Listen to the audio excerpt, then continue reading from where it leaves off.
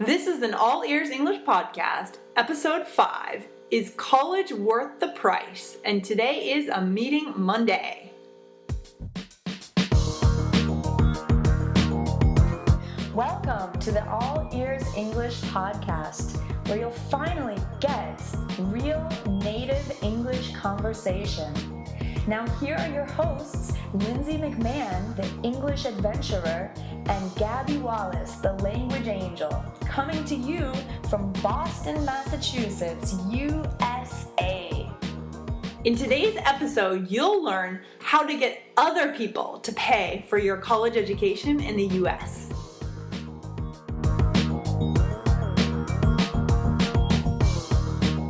Today we're talking about is college or university worth the cost? Because in the US it is extremely expensive to go to school. We have some excellent universities, but the cost can sometimes be prohibitive. Oh, it's crazy, isn't it? And the cost has just been going up over the past 20 years. It has been. So do you think, just in general, do you think it's worth it? Is it worth it? It's a good question. Yeah. It's a good question. I don't know. I think about this a lot, and to be honest, I feel like less and less so these days, you know?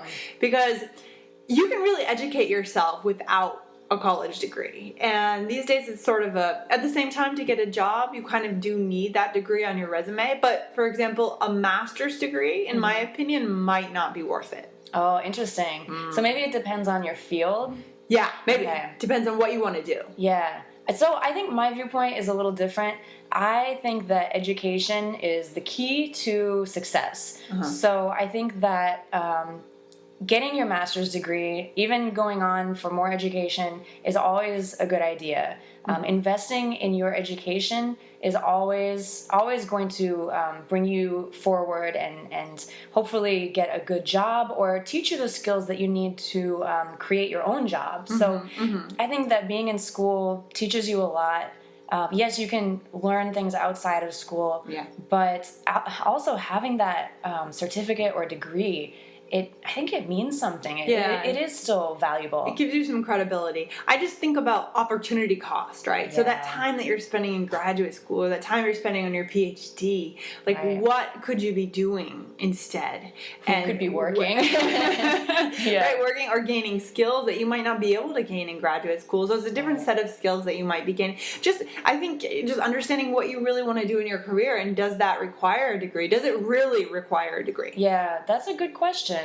I also think that although you can go to school anytime in your life and it's never too late, it's definitely more advantageous to go to school as soon as possible, like when you're younger, because as you get older, you start making more money, and then to take time off to go back to school actually costs you more when you think about the cost of tuition plus the cost that you're losing from your salary. What did you say?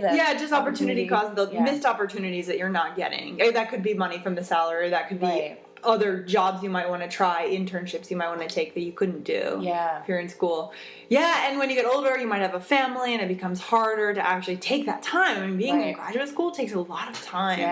Well, I know someone who's working full-time, and he has a wife and a son, and he's doing a PhD program. Wow, good for him. Very busy guy. I think one important topic is to talk about how to actually make university cost less. Yes, and you did a really good job of that, didn't you, when you were in school? I did. How did you do that, Gabby? For my undergrad, I was working for the city of Portland, Maine at the same time as going to school, and they happened to have a program where they would pay for half of my tuition. Wow, that's awesome. So if you can find a job through the city, through the government, or even other jobs, ask your employer if they have any kind of assistance program to put you to school. Very cool. Sometimes you don't even have to be working full-time. It could be part-time work, and they still help you out with your tuition. So that was a major way that I saved money, and I encourage you all to just ask your employer if you're working about that, and also applying for scholarships. So I did get some small scholarships, but every little bit helps.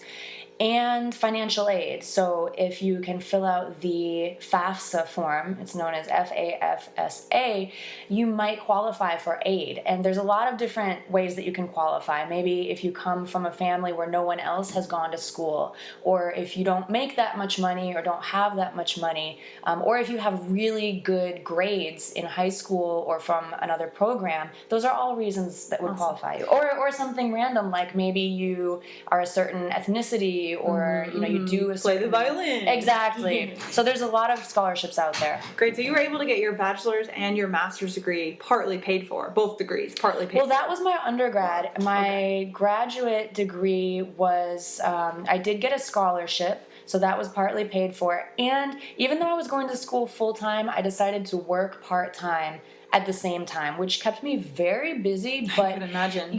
For my budget, it helped a lot. Cool, awesome. Yeah. So you really worked the system. I like that. Yeah, I think you have to hustle a little. That's what you have to do. Yeah. Hustle, pound the pavement, find a solution. Okay, Exactly. good. Put your nose to the grindstone, as they say. We have lots of idioms. Absolutely, absolutely. Great. Well, thanks for letting us know about that today. Yeah, thank you. So great. So there are ways to go to school. Don't give up. Don't discount it, but do think critically about whether or not it's right for you. Absolutely. Good point. Okay. Cool. Thanks, Lindsay.